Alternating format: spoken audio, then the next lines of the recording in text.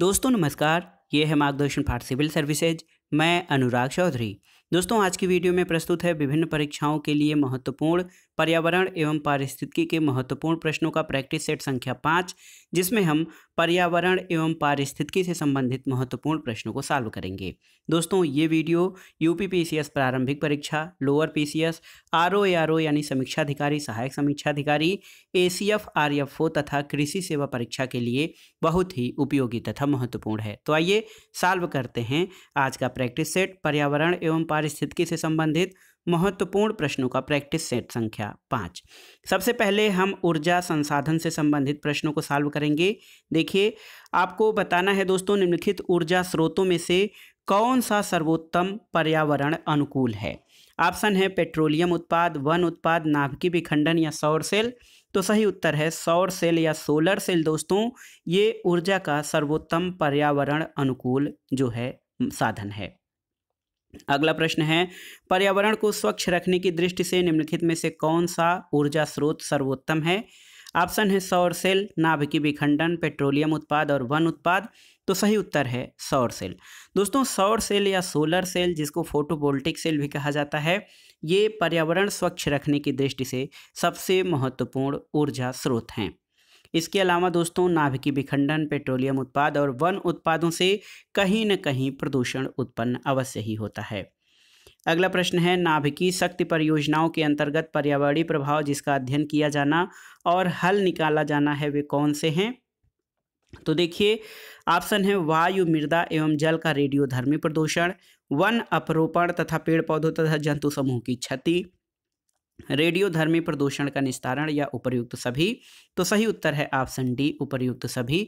दोस्तों नाभिकीय शक्ति परियोजनाओं के अंतर्गत पर्यावरणीय प्रभाव में इन सभी चीज़ों का अध्ययन किया जाना और हल निकाला जाना जरूरी है।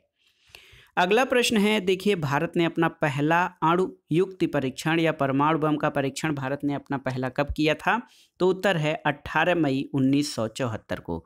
दोस्तों 18 मई 1974 को पोखरण में भारत ने अपना पहला अणु युक्ति परीक्षण किया था। अगला प्रश्न है दोस्तों, गाड़ियों को चलाने के लिए हाइड्रोजन गैस सुविधाजनक रूप से ईंधन के रूप में प्रयोग में लाई जा सकती है यदि वह कम ताप पर किसी पदार्थ द्वारा शोषित हो ताकि वह निर्वातक द्वारा उत्पन्न तापमान पर मुक्त हो सके। वह कौन सा पदार्थ है जो भारत में पाया जाता है। ऑप्शन है आपके हाइड्राइट, कोयला, सोप स्टोन या रेजिन। तो सही उत्तर है ये है हाइड्राइट, जो कि भारत में पाया जाता है। अगला प्रश्न है दोस्तों, देखिए, बहुत ही महत्वपूर्ण कथन कारण से संबंधित है।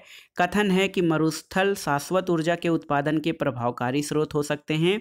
कारण है कि जितनी ऊर्जा मानव जाति एक वर्ष में उपभोग करती है उससे अधिक ऊर्जा मरुस्थल 6 घंटों में सूर्य से प्राप्त कर लेते हैं। तो सही उत्तर है ऑप्शन ए और आर दोनों सही हैं और आर ए की सही व्याख्या भी करता है। अगला प्रश्न है दोस्तों, टाटा ऊर्जा अनुसंधान संस्थान नई दिल्ली द्वारा स्वतंत्रता के बाद से देश के पर्यावरण के अवक्रमण का प्रालेखन और आगामी 50 वर्षों में इसके नियमन के लिए युक्तिपूर्वक विकास के लिए जो परियोजना है वो क्या कहलाती है। तो दोस्तों ये है टाटा एनर्जी रिसर्च इंस्टीट्यूट यानी टेरी द्वारा जो परियोजना है उसका नाम है ग्रीन इंडिया 2047। तो सही उत्तर है ग्रीन इंडिया 2047। टाटा ऊर्जा अनुसंधान संस्थान नई दिल्ली द्वारा स्वतंत्रता के बाद जो है पर्यावरण के अवक्रमण और प्रलेखन और आगामी 50 वर्षों के नियमन हेतु विकास परियोजना है। अगला प्रश्न है दोस्तों, समुद्री खरपतवार निम्नलिखित में से किसका महत्वपूर्ण स्रोत होता है। तो आप जानते हैं समुद्री खरपतवार आयोडीन के प्रमुख स्रोत होते हैं। अगला प्रश्न है, जैव ईंधन के संबंध में निम्न में से कौन सा कथन सत्य नहीं है। देखिए, जैव ईंधन पारिस्थितिकी अनुकूल होता है, सही है। जैव ईंधन लागत प्रभावी होता है, सही नहीं है। जैव ईंधन ऊर्जा संकट के समाधान में योगदान दे सकता है और जैव ईंधन मक्का से भी बनता है। तो सही उत्तर ऑप्शन बी, जैव ईंधन के संबंध में सही नहीं है। अन्य कथन जो हैं आपके सही हैं। अगला प्रश्न है, निम्नलिखित फलीदार पौधों में से कौन पेट्रोपादप भी है। अरहर, मटर, चना या करेज। तो सही उत्तर है दोस्तों करेज, रतनजोत और जट्रोपा, ये सभी पेट्रोपादपों की श्रेणी में आते हैं। अगला प्रश्न है, कौन सा बायोडीजल पौधा है। तो देखिए, रतनजोत, जट्रोपा, करेज, ये सभी पौधे बायोडीजल के अंतर्गत शामिल हैं। अगला प्रश्न है, निम्नलिखित में से कौन शक्ति तथा खाद दोनों दे सकता है? तो सही उत्तर है बायोगैस संयंत्र। दोस्तों बायोगैस संयंत्र जो है ये शक्ति और खाद या उत्तम कोटि की खाद उत्पन्न करता है। अगला प्रश्न है, भारत के निम्नलिखित राज्यों में से किसे देश का प्रथम पूर्ण रूप से जैविक राज्य घोषित किया गया है? तो हमारा ये राज्य है सिक्किम। दोस्तों सिक्किम को सबसे पहले भारत का पूर्ण रूप से जैविक राज्य घोषित किया गया था। अगला प्रश्न है दोस्तों, निम्नलिखित जीवाश्म ईंधनों में से कौन स्वच्छतम ईंधन माना जाता है? कोयला, पेट्रोल, प्राकृतिक गैस या फिर डीजल? तो सही उत्तर है प्राकृतिक गैस या नेचुरल गैस को दोस्तों स्वच्छतम ईंधन माना जाता है। अगला प्रश्न है, निम्नलिखित ईंधनों में से कौन न्यूनतम पर्यावरणीय प्रदूषण उत्पन्न करता है? यहाँ पर देखिए ऑप्शन है आपके दोस्तों, ऑप्शन है आपके जो है हाइड्रोजन, डीजल, मिट्टी का तेल या कोयला। तो सही उत्तर है हाइड्रोजन। तो हाइड्रोजन जो है ये न्यूनतम पर्यावरणीय प्रदूषण उत्पन्न करेगा। अब आइए देखते हैं पर्यावरण संरक्षण से संबंधित विभिन्न राष्ट्रीय और अंतर्राष्ट्रीय संगठन तथा सम्मेलनों से आधारित प्रश्नों को। प्रश्न है दोस्तों, 1987 में संयुक्त राष्ट्र पर्यावरण से संबंधित एक प्रतिवेदन या रिपोर्ट की प्रस्तुति के उपरांत धाड़ी विकास, जिसको इंग्लिश में सस्टेनेबल डेवलपमेंट कहा जाता है, इस पर चर्चा आरंभ हुई थी। ये प्रतिवेदन या ये रिपोर्ट क्या था? तो सही उत्तर है इस रिपोर्ट का नाम था आवर कॉमन फ्यूचर। अगला प्रश्न है, निम्नलिखित घटनाओं को कालानुक्रमिक क्रम में व्यवस्थित कीजिए और नीचे दिए गए कूट से सही उत्तर चुनिए। रियो पृथ्वी सम्मेलन ये 1992 का है। ब्रूटलैंड आयोग रिपोर्ट का प्रकाशन 1987 में है। मॉन्ट्रियल प्रोटोकॉल का प्रवर्तन 1987 में। The limit to growth report 1972 में। तो सही उत्तर आपका हो जाएगा दोस्तों, सबसे पहले आपका द लिमिट टू ग्रोथ, उसके बाद आ जाएगा ब्रूटलैंड आयोग की रिपोर्ट, फिर मॉन्ट्रियल प्रोटोकॉल और सबसे लास्ट में रियो पृथ्वी सम्मेलन। ऑप्शन बी आपका सही उत्तर हो जाएगा। अगला प्रश्न है दोस्तों, रामसर सम्मेलन किससे संबंधित है? ऑप्शन है आपके जलवायु परिवर्तन, कीटनाशक प्रदूषण, ओजोन परत संरक्षण या आर्द्रभूमि संरक्षण। तो सही उत्तर है वेटलैंड प्रिजर्वेशन से संबंधित है रामसर सम्मेलन। अगला प्रश्न आसान सा है, विश्व पर्यावरण दिवस कब मनाया जाता है? तो प्रतिवर्ष 5 जून को वर्ल्ड एनवायरनमेंट डे मनाया जाता है। अगला प्रश्न है दोस्तों, निम्नलिखित में से कौन सा सही सुमेलित नहीं है आपको बताना है। देखिए कार्टाजेना प्रोटोकॉल ये बायोसेफ्टी या जैव सुरक्षा पर आधारित है, सही है। स्टॉकहोम सम्मेलन अनवरत जैविक प्रदूषक से संबंधित है। मॉन्ट्रियल प्रोटोकॉल ओजोन परत संरक्षण से संबंधित है। क्योटो प्रोटोकॉल आपका जल संरक्षण से नहीं बल्कि जलवायु परिवर्तन से संबंधित है। क्योटो प्रोटोकॉल 1992 का है। तो सही उत्तर ऑप्शन डी आपका जो है सही सुमेलित नहीं है। ये जल संरक्षण से नहीं बल्कि जलवायु परिवर्तन से संबंधित है। अगला प्रश्न है दोस्तों, जलवायु परिवर्तन पर संयुक्त राष्ट्र का सम्मेलन कोप 21 कहाँ पर आयोजित हुआ था? तो दोस्तों COP 21 यानी कॉन्फ्रेंस ऑफ पार्टीज 21 का आयोजन पेरिस में हुआ था। अगला प्रश्न है, ग्रीन पीस इंटरनेशनल का मुख्यालय कहाँ पर स्थित है? उत्तर है एम्स्टर्डम में। दोस्तों ग्रीन पीस इंटरनेशनल जो है पर्यावरण के संबंध में एक इंटर गवर्नमेंटल ऑर्गेनाइजेशन है और इसका मुख्यालय एम्स्टर्डम में स्थित है। अगला प्रश्न है, सूची 1 का सूची 2 से सुमेलन करिए और दिए गए कूट के आधार पर सही उत्तरों का चयन करिए। तो विश्व पृथ्वी दिवस कब मनाया जाता है?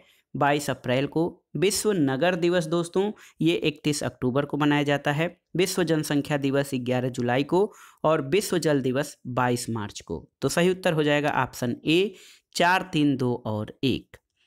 अगला प्रश्न है, निम्नलिखित में से कौन सी एजेंडा 21 की सही परिभाषा है आपको बताना है। तो सही उत्तर है ये 21वीं सदी में विश्व पर्यावरण संरक्षण के लिए एक कार्य योजना है, एजेंडा 21। अगला प्रश्न है, एजेंडा 21 किस क्षेत्र से संबंधित है? ऑप्शन देखिए, सतत विकास, परमाणु निशस्त्रीकरण, पेटेंट संरक्षण या कृषि संबंधी परिधान। तो सही उत्तर है सतत विकास या सस्टेनेबल डेवलपमेंट से एजेंडा 21 संबंधित है और ये 21वीं सदी में विश्व पर्यावरण संरक्षण के लिए एक कार्य योजना है। अगला प्रश्न है दोस्तों, रियो सम्मेलन पृथ्वी सम्मेलन +5 कब आयोजित हुआ था? तो आप जानते हैं पृथ्वी सम्मेलन, पहला पृथ्वी सम्मेलन 1992 में आयोजित हुआ था रियो डी जेनेरियो में। इसमें +5 कर देंगे तो सही उत्तर आपका हो जाएगा 1997 में। तो पृथ्वी सम्मेलन +5 1997 में आयोजित हुआ था। अगला प्रश्न है, भारत में निम्नलिखित में से कौन सा अधिनियम वन्य जीवों को संरक्षण प्रदान करता है? तो उत्तर है वन्य जीव संरक्षण अधिनियम 1972। दोस्तों, वन्य जीव संरक्षण अधिनियम 1972 भारत में वन्य जीवों को संरक्षण प्रदान करता है। अगला प्रश्न है, भारत में पर्यावरण मंत्रालय या एनवायरमेंटल जो मिनिस्ट्री ऑफ एनवायरमेंट है, ये कब स्थापित किया गया था? तो उत्तर है दोस्तों 1985 में भारत में पर्यावरण मंत्रालय स्थापित किया गया था। अगले प्रश्न पर आइए देखते हैं, बहुत ही महत्वपूर्ण प्रश्न बार बार पूछा गया है। भारत में पर्यावरण संरक्षण अधिनियम कब पारित हुआ था? तो ईयर बताना है आपको। 1986 का है पर्यावरण संरक्षण अधिनियम। चिपको आंदोलन का संबंध किससे है? तो दोस्तों, चिपको आंदोलन वनों के कटाव को रोकने से संबंधित है, यानी पादप संरक्षण से संबंधित है। अगला प्रश्न है, बहुत ही महत्वपूर्ण, राष्ट्रीय पर्यावरण अभियांत्रिकी शोध संस्थान, यानी देखिए नीरी इसको शॉर्ट में कहा जाता है, national institute for environmental engineering research. ये जो है दोस्तों जो है राष्ट्रीय पर्यावरण अभियांत्रिकी शोध संस्थान, ये आपका कहाँ पर स्थित है? तो नीरी, नागपुर। सही उत्तर हो जाएगा ऑप्शन सी, नीरी जो है ये आपका नागपुर में स्थित है। अगला प्रश्न है, निम्नलिखित में से किस एक का संबंध पर्यावरणीय सुरक्षा से नहीं है? देखिए, धाड़ी विकास, गरीबी कम करना, वातानुकूलन या कागज के थैलों का प्रयोग। तो सही उत्तर है देखिए गरीबी कम करना, ये पर्यावरणीय सुरक्षा से संबंधित नहीं है, जबकि धाड़ी विकास, वातानुकूलन और कागज के थैलों का प्रयोग ये पर्यावरणीय सुरक्षा से संबंधित है। अगला प्रश्न है, अस्थायी विकास किसके उपयोग के संदर्भ में अंतर पीढ़ीगत संवेदनशीलता को दर्शाता है? तो सही उत्तर है अस्थायी विकास जो है प्राकृतिक संसाधन या जो हमारे नेचुरल रिसोर्सेज हैं उनके उपयोग के संदर्भ में अंतर पीढ़ीगत संवेदनशीलता की घटना है। अगला प्रश्न है, Indian institute of ecology and environment कहाँ पर स्थित है? तो उत्तर है दोस्तों Indian institute of ecology and environment, ये नई दिल्ली में स्थित है। भारतीय वनस्पति शोध संस्थान यानी इंडियन बॉटनिकल रिसर्च इंस्टीट्यूट यानी IBRI, ये कहाँ पर स्थित है? तो IBRI भारतीय वनस्पति शोध संस्थान ये लखनऊ उत्तर प्रदेश में स्थित है।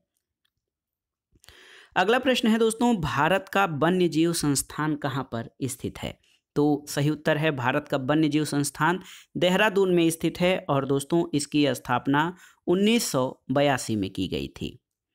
अब आइए देखते हैं जल संरक्षण से संबंधित प्रश्नों को। यहाँ पर देखिए, गंगा बहुत ही प्रदूषित नदी है और कारण है कि जो नदी जितनी पवित्र होती है वह उतनी ही अधिक प्रदूषित होती है।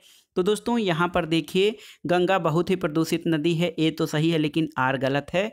ऑप्शन सी आपका सही उत्तर हो जाएगा, क्योंकि गंगा गंदी नदी है या प्रदूषित नदी है, लेकिन इसका मतलब ये नहीं कि जो नदी जितनी पवित्र होती है वो उतनी ही अधिक प्रदूषित भी हो। अगला प्रश्न है दोस्तों, गंगा नदी में BOD यानी बायोलॉजिकल ऑक्सीजन डिमांड सर्वाधिक मात्रा में पाया जाता है, कहाँ पे? तो सही उत्तर है कानपुर और इलाहाबाद के बीच दोस्तों गंगा नदी में BOD की सर्वाधिक मात्रा पाई जाती है। अगला प्रश्न है, निम्नलिखित में से कौन सी जल प्रबंधन युक्ति भारत में लागत का अधिकतम देने वाला है? आपको बताना है कौन सी जल प्रबंधन युक्ति भारत में लागत से अधिकतम देने वाला है। तो सही उत्तर है वर्षा के जल का संचयन। दोस्तों वर्षा जल संचयन बहुत ही आसान है, इसमें छतों के माध्यम से वर्षा जल का संग्रहण और या भूमिगत संभरण किया जाता है और ये जो है ये युक्ति जल प्रबंधन की सबसे लागत का अधिकतम देने वाली है। अगला प्रश्न है दोस्तों, स्वच्छ समुद्री जल में सूर्य की किरणें अधिकतम किस गहराई तक जा सकती हैं? तो उत्तर है स्वच्छ समुद्री जल में सूर्य की किरणें अधिकतम 200 मीटर की गहराई पर जा सकती हैं। अगला प्रश्न है, भारत की निम्नलिखित नदियों में किसे जैविक मरुस्थल की संज्ञा दी जाती है? तो ये नदी है दामोदर। दामोदर नदी को जैविक मरुस्थल या बायोलॉजिकल डिजर्ट की संज्ञा दी जाती है। अब आइए देखते हैं पर्यावरण से संबंधित महत्वपूर्ण विविध प्रश्नों को। देखिए आसान सा प्रश्न है। पहला प्रश्न, विश्व पर्यावरण दिवस 5 जून को मनाया जाता है। और अगला प्रश्न है, राष्ट्रीय विज्ञान दिवस कब मनाया जाता है? तो ये है 28 फरवरी। दोस्तों 28 फरवरी को क्यों मनाया जाता है राष्ट्रीय विज्ञान दिवस? इसका उत्तर आपको देना है कमेंट बॉक्स में। अगला प्रश्न है दोस्तों, लुप्त प्राय भारतीय पौधों की प्रजातियों की लाल डेटा बुक किसके द्वारा प्रकाशित की गई है? तो सही उत्तर है लुप्त प्राय भारतीय पौधों की प्रजातियों की रेड डेटा बुक भारतीय वनस्पति सर्वेक्षण कोलकाता ने, यानी इंडियन बॉटेनिकल सर्वे कोलकाता द्वारा प्रकाशित की गई है। अगला प्रश्न है, पोषकीय या सस्टेनेबल पर्यटन का उद्देश्य क्या है? दोस्तों पोषकीय या सस्टेनेबल जो पर्यटन है, टूरिज्म है, उसका उद्देश्य है सांस्कृतिक अखंडता और पारिस्थितिक प्रक्रियाओं को बनाते हुए पर्यटन और पर्यावरण का प्रबंधन करना। अगला प्रश्न एक बहुत ही महत्वपूर्ण प्रश्न है। 1962 में प्रकाशित पुस्तक साइलेंट स्प्रिंग, जिसने विश्व के पर्यावरणीय आंदोलन को गति मिली, उसके लेखक कौन हैं? तो सही उत्तर है ये हैं रेचल कार्सन। रेचल कार्सन की बुक है साइलेंट स्प्रिंग, जो 1962 में प्रकाशित हुई थी और 70 के दशक में इसने पर्यावरणवाद को प्रोत्साहन दिया था। अगला प्रश्न है दोस्तों, भारत में मिट्टी बचाओ आंदोलन कहाँ से प्रारंभ हुआ है? तो सही उत्तर है होशंगाबाद जिला मध्य प्रदेश से मिट्टी बचाओ आंदोलन का प्रारंभ हुआ है। अगला प्रश्न है, भारत सरकार द्वारा राष्ट्रीय हरित अधिकरण यानी नेशनल ग्रीन ट्रिब्यूनल, जिसको शार्ट में एनजीटी कहा जाता है, इसकी स्थापना कब हुई? तो दोस्तों राष्ट्रीय हरित न्यायाधिकरण अधिनियम के तहत नेशनल ग्रीन ट्रिब्यूनल की स्थापना ये आपका 2010 ईस्वी में हुआ है। तो सही उत्तर है वर्ष 2010 में राष्ट्रीय हरित न्यायाधिकरण की स्थापना हुई है। वन अनुसंधान संस्थान कहाँ पर स्थित है, आपको बताना है। तो दोस्तों वन अनुसंधान संस्थान देहरादून में स्थित है और इसकी स्थापना 1906 में हुई थी। तो देहरादून में वन अनुसंधान संस्थान स्थित है, इसकी स्थापना 1906 में हुई थी।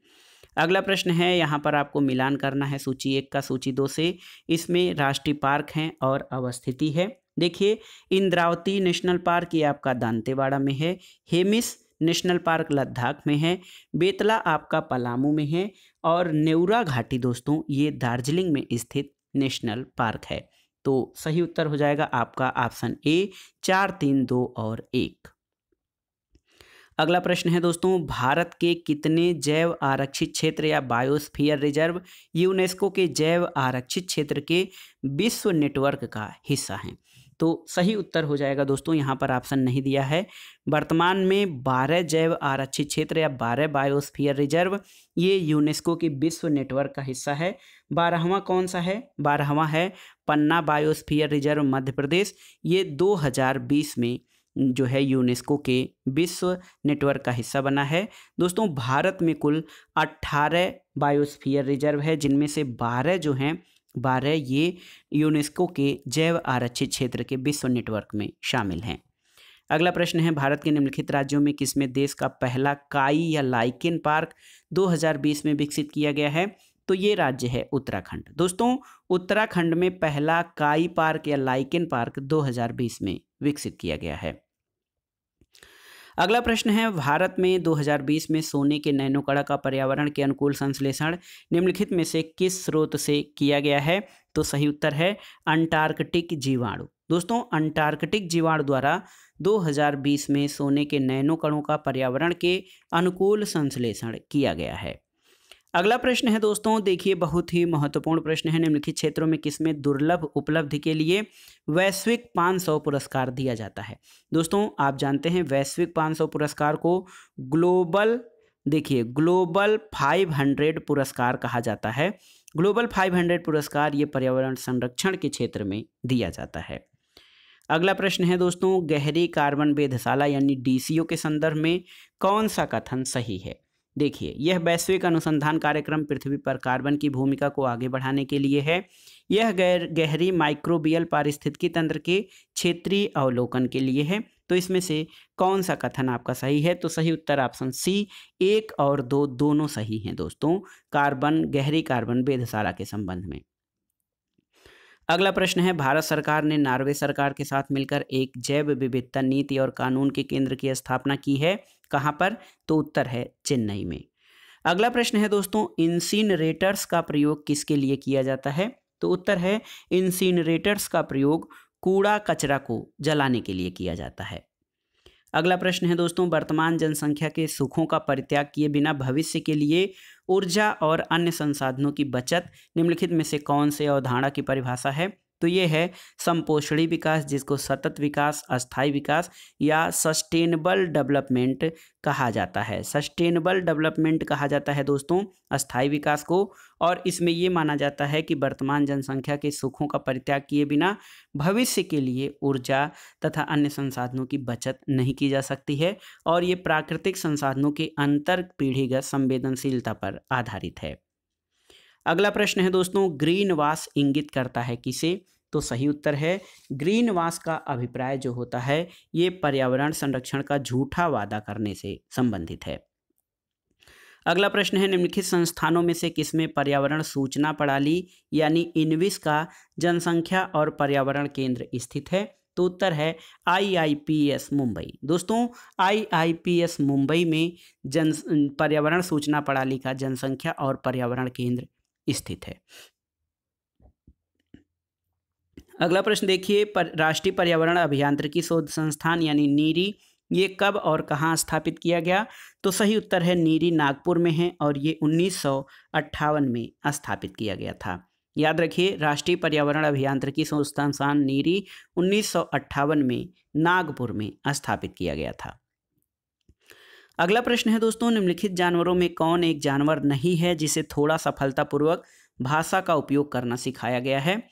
ऑप्शन है बनमानुस या चिंपैंजी, तोता, कुत्ता और सूस। तो सही उत्तर है कुत्ता। कुत्ता को दोस्तों सफलतापूर्वक भाषा का उपयोग करना नहीं सिखाया गया है। अगला प्रश्न है, विश्व का प्रथम पूर्ण रूप से सौर ऊर्जा से संचालित अंतर्राष्ट्रीय हवाई पत्तन कौन सा है? तो ये है कोच्चि में दोस्तों, ये दुनिया का पहला पूर्ण रूप से सौर ऊर्जा से संचालित अंतर्राष्ट्रीय हवाई पत्तन है। अगला प्रश्न है, निम्नलिखित में से कौन सा जानवर बिना पानी पिए सबसे लंबी अवधि तक रह सकता है? तो यह है दोस्तों कंगारू रैट। और सामाजिक वानिकी के अंतर्गत किस प्रकार के वृक्षों को लगाने के लिए प्रोत्साहित किया जाता है? दोस्तों सोशल फॉरेस्ट्री के अंतर्गत बहुउद्देशीय प्रकार के वृक्षों को लगाने को प्रोत्साहित किया जाता है, जिससे फल फूल ईंधन इसके अलावा दोस्तों अन्य जो हमारी आवश्यकताएं हैं पर्यावरण अनुकूल उनको पूरा किया जा सके। अगला प्रश्न है, सूची 1 का सूची 2 से सुमेलन करना है और दिए गए कूट के आधार पर सही उत्तर का चयन करना है। देखिए, गौरा देवी चिपको आंदोलन से संबंधित हैं। पारिस्थितिकी शब्द सबसे पहले AG टांसले ने इसका प्रयोग किया था। ग्लेशियोलॉजी में ग्लेशियर्स का अध्ययन किया जाता है और पृथ्वी दिवस 22 अप्रैल को मनाया जाता है। तो सही उत्तर ऑप्शन ए हो जाएगा 3, 4, 1 और 2। अगला प्रश्न है, निम्नलिखित में से कौन सा सही जोड़ा नहीं है? देखिए, विश्व पर्यावरण दिवस 2014 देखिए small island and climate change इसका थीम था, ये आपका सही सुमेलित है। परमाणु युद्ध का प्रथम प्रयोग परमाणु बम का द्वितीय विश्व युद्ध में किया गया। सुंदरलाल बहुगुणा चिपको आंदोलन से संबंधित हैं। और ओजोन छेद यूरोप ये आपका सही सुमेलित नहीं है, क्योंकि ओजोन छेद अंटार्कटिका की घटना है महत्वपूर्ण, यूरोप की नहीं। अगला प्रश्न है, निम्नलिखित में से कौन जल लवणता प्रवणता को दर्शाता है? जल लवणता की प्रवणता को दर्शाता है कौन सा? तो सही उत्तर है हेक्लोक्लाइन। हेलोक्लाइन दोस्तों, हेलोक्लाइन जो टर्मिनोलॉजी है इसके द्वारा जल की लवणता को प्रवणता को दर्शाया जाता है। अगला प्रश्न है, निम्नलिखित युग्मों में से कौन सा एक सही सुमेलित है, आपको बताना है। देखिए, सही सुमेलित है बायोस्फीयर रिजर्व का सबसे पहले प्रयोग एडवर्ड सुएस के द्वारा किया गया था। इसके अलावा अन्य जो दोस्तों देखिए अन्य जो ऑप्शंस हैं ये आपके सही सुमेलित नहीं हैं। बायोस्फीयर रिजर्व का प्रयोग सबसे पहले एडवर्ड सुएस के द्वारा किया गया था। अगला प्रश्न है दोस्तों, निम्नलिखित में से किस देश में विश्व के तापमानों पर आंकड़े इकट्ठा करने के लिए वैश्विक वायुमंडल चौकसी स्टेशन स्थापित नहीं किया गया है? तो ये अल्जीरिया, ब्राजील और केन्या में है, जबकि भारत में ये स्थापित नहीं किया गया है। अगला प्रश्न है, निम्नलिखित में से कौन सा सही सुमेलित नहीं है, आपको बताना है। देखिए, यहाँ पे पारिस्थितिकी विज्ञानों का केंद्र बंगलुरु में सही सुमेलित है। भारतीय वन्य प्राणी संस्थान देहरादून में सही सुमेलित है। भारतीय वन प्रबंधन संस्थान अहमदाबाद में ये सही सुमेलित नहीं है, क्योंकि भारतीय वन्य प्रबंधन संस्थान आपका भोपाल में स्थित है और इसकी स्थापना दोस्तों याद रखिएगा 1984 में की गई थी। भारतीय वन प्रबंधन संस्थान जो भोपाल में स्थित है, 1984 में इसकी स्थापना की गई थी। और अगला है हिमालयी पर्यावरण और विकास का गोविंद वल्लभ पंत संस्थान, ये अल्मोड़ा में है, सही सुमेलित है। तो सही सुमेलित जो नहीं है वो है आपका ऑप्शन सी, भारतीय वन प्रबंधन संस्थान, ये भोपाल में स्थित है, न कि अहमदाबाद में। अगला प्रश्न है दोस्तों, निम्न मानकों में से हरिकेन द्वारा क्षति के मापन के लिए किसका उपयोग किया जाता है? तो उत्तर है साफिर सिम्पसन मापक। दोस्तों साफिर सिम्पसन मापक का प्रयोग हरिकेन द्वारा क्षति के मापन के लिए किया जाता है। अगला प्रश्न है कथन एक कथन और कारण से संबंधित है। कथन है दोस्तों, पारंपरिक खेती के आधुनिक वैज्ञानिक खेती में रूपांतरण में हरित क्रांति की तकनीक की महत्वपूर्ण भूमिका रही है, सही है। इसमें सामाजिक और पर्यावरणीय लागत सम्मिलित नहीं होती है। तो दोस्तों दोनों ही कथन सही हैं, लेकिन RA की सही व्याख्या नहीं करता है, इसलिए ऑप्शन बी आपका सही हो जाएगा। अगला प्रश्न है दोस्तों, निम्नलिखित में से कौन से सूक्ष्मजीवी जैव उर्वरक के रूप में प्रयोग होते हैं? तो उत्तर है साइनोबैक्टीरिया। साइनोबैक्टीरिया ऐसे सूक्ष्मजीव हैं जिनको बायो फर्टिलाइजर के रूप में प्रयोग किया जाता है। अगला प्रश्न है दोस्तों, हेकिस्टोथर्म पौधे ऐसे होते हैं जो कहाँ उगते हैं? तो सही उत्तर है बहुत कम ताप पर। हेकिस्टोथर्म पौधे वे होते हैं जो कि बहुत कम ताप पर यानी ठंडे स्थानों पर उगते हैं। अगला प्रश्न है दोस्तों, सतत विकास या सस्टेनेबल डेवलपमेंट के लिए क्या आवश्यक है? जैविक विविधता का संरक्षण, प्रदूषण का निरोध और नियंत्रण, निर्धनता को घटाना, उपरोक्त तीनों। तो सही उत्तर है दोस्तों सतत विकास के लिए उपरोक्त तीनों ही आवश्यक हैं। अगला प्रश्न है, वह विदेशज अपतृण या घास जिसने भारत को मिलाकर विश्व के 5 देशों में खेती, पशु और मानव को प्रभावित किया और इतना खतरनाक हो गया कि भारत में हाल में उसके प्रबंधन पर एक अंतर्राष्ट्रीय कॉन्फ्रेंस बुलानी पड़ी, इसको किस नाम से जाना जाता है? तो इसको दोस्तों पार्थेनियम के नाम से। पार्थेनियम घास जो है बहुत तेजी से फैलता है और ये एक प्रकार से कई देशों में खेती, पशु और मानव को प्रभावित किया है। अगला प्रश्न है, 50 से अधिक देशों द्वारा समर्थित संयुक्त राष्ट्र का मौसम परिवर्तन समझौता कब प्रभावी हुआ है? तो उत्तर है दोस्तों 21 मार्च 1994 को संयुक्त राष्ट्र का मौसम परिवर्तन समझौता प्रभावी हुआ है। अगला प्रश्न है, बहुत ही आसान सा है, एक मनुष्य के जीवन को पूर्ण रूप से धारण करने के लिए आवश्यक न्यूनतम भूमि को क्या कहते हैं? तो इसको कहते हैं इकोलॉजिकल फुटप्रिंट यानी पारिस्थितिकी पदछाप। पारिस्थितिकी पदछाप दोस्तों ये है मनुष्य के जीवन को पूर्ण रूप से धारण करने के लिए आवश्यक न्यूनतम भूमि, और पारिस्थितिकी पदछाप की इकाई क्या है आपको कमेंट बॉक्स में बताना है। अगला प्रश्न है दोस्तों, निम्नलिखित में से कौन सा रक्त के हीमोग्लोबिन के साथ अनुत्क्रमणीय यानी इरिवर्सिबल संश्लिष्ट बनाता है? तो ये है कार्बन मोनोऑक्साइड, और कार्बन मोनोऑक्साइड मनुष्य के रक्त के हीमोग्लोबिन के साथ मिलकर ऑक्सीजन वहन करने की क्षमता को कम कर देता है, जिससे मनुष्य की मृत्यु भी हो जाती है। अगला प्रश्न है दोस्तों, निम्नलिखित में से कौन अम्ल वृष्टि का कारण है? तो एसिड रेन जो होता है दोस्तों ये वायुमंडल में जो सल्फर डाइऑक्साइड है SO2 और नाइट्रोजन के ऑक्साइड यानी नाइट्रोजन ऑक्साइड, ये जब दोनों वायुमंडल में उपस्थित होते हैं उस समय वर्षा होती है। तो वर्षा जल सल्फर डाइऑक्साइड और नाइट्रोजन ऑक्साइड से क्रिया करके सल्फ्यूरिक अम्ल और नाइट्रिक अम्ल का निर्माण करती है, जो कि अम्ल वृष्टि में महत्वपूर्ण उत्तरदायी हैं। तो यहाँ पर देखिए ऑप्शन सी आपका सही उत्तर हो जाएगा सल्फर डाइऑक्साइड, जबकि नाइट्रोजन ऑक्साइड भी दोस्तों बहुत ही महत्वपूर्ण है अम्ल वृष्टि के लिए। अगला प्रश्न है, नगरीय अवस्था में निम्न में से कौन सा सम्मिलित नहीं है? पेयजल, आवासन, स्वच्छता या परिवहन? तो सही उत्तर है स्वच्छता जो है नगरीय अवस्था में शामिल नहीं है, जबकि पेयजल, आवासन और परिवहन इसमें शामिल हैं। अगला प्रश्न है दोस्तों, मोबाइल और ऑटोमोबाइल ने भारतीयों विशेष रूप से ग्रामीण क्षेत्रों के लोगों के सामाजिक जीवन में निम्नलिखित में से किसके संबंध में एक क्रांति ला दी है? पहला है लोगों के आवागमन के संबंध में, लोगों के जुड़ाव के संबंध में, लोगों की संवेदनशीलता के संबंध में। तो सही उत्तर है 1, 2 और 3, यानी मोबाइल और ऑटोमोबाइल ने भारतीयों विशेषकर ग्रामीण क्षेत्र के लोगों को आवागमन, जुड़ाव और संवेदनशीलता के क्षेत्र में महत्वपूर्ण क्रांति ला दी है। अगला प्रश्न है, भारत में एग्रो इकोलॉजिकल जोन्स की संख्या कितनी है? तो उत्तर है 21। आपको बताना है दोस्तों उत्तर प्रदेश में कुल कितने एग्रो इकोलॉजिकल जोन हैं, क्योंकि ये प्रश्न यूपी स्पेशल में कई बार पूछे जाने की संभावना होती है। अगला प्रश्न है, निम्नलिखित जनजातियों में कौन सी घास के प्रदेशों में रहती है? तो सही उत्तर है दोस्तों मसाई जनजाति, ये घास के प्रदेशों में रहती है। अगला प्रश्न है, देखिए चीन ने अपना पहला डार्क स्काई रिजर्व तिब्बत के किस क्षेत्र में स्थापित किया है?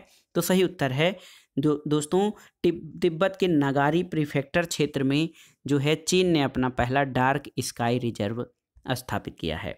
अगला प्रश्न बहुत ही महत्वपूर्ण, विश्व वन्य जीव दिवस यानी वर्ल्ड वाइल्ड लाइफ डे कब मनाया जाता है? तो प्रतिवर्ष 3 मार्च को वर्ल्ड वाइल्ड लाइफ डे मनाया जाता है। अगला प्रश्न और इस पार्ट का आखिरी प्रश्न है, सूची 1 का सूची 2 से सुमेलन करना है और दिए गए कूट के आधार पर सही उत्तर का चयन करना है। तो देखिए क्रायो प्रिजर्वेशन क्या होता है दोस्तों? बहुत ही कम ताप पर भंडारण को क्रायो प्रिजर्वेशन कहा जाता है। क्रायो का अर्थ ही होता है अत्यधिक निम्न ताप। भूकंप दोस्तों अधिकेंद्र या एपी सेंटर जो है ये भूकंप से संबंधित होता है। जैव मंडलीय संरक्षित क्षेत्र, इसका संबंध विशिष्ट संवर्ग के संरक्षित क्षेत्र से होता है। और रेड डाटा बुक ये संकटापन्न प्रजातियों के अभिलेख से संबंधित है। तो सही उत्तर आपका सही मिलान हो जाएगा ऑप्शन बी 3, 4, 1 और 2। तो दोस्तों ये था आज का वीडियो। इसमें हमने पर्यावरण और पारिस्थितिकी से संबंधित महत्वपूर्ण प्रश्नों को सॉल्व किया, जो आपके आगामी कई परीक्षाओं के लिए बहुत ही उपयोगी है। दोस्तों ये वीडियो यूपी पीसीएस प्रारंभिक परीक्षा, लोअर पीसीएस, उत्तर प्रदेश अधीनस्थ सेवा चयन आयोग द्वारा आयोजित परीक्षा, इसके अलावा जीआईसी, जीडीसी, एलटी ग्रेड और अन्य परीक्षाओं के पर्यावरण खंड के लिए बहुत ही उपयोगी और महत्वपूर्ण है। आप इन प्रश्नों को तैयार कर लीजिएगा। दोस्तों वीडियो आपको कैसा लगा हमें कमेंट बॉक्स में ज़रूर बताइएगा। वीडियो को लाइक करें, शेयर करें और इस चैनल मार्गदर्शन फॉर सिविल सर्विसेज को सब्सक्राइब करें। वीडियो देखने के लिए धन्यवाद दोस्तों, नमस्कार।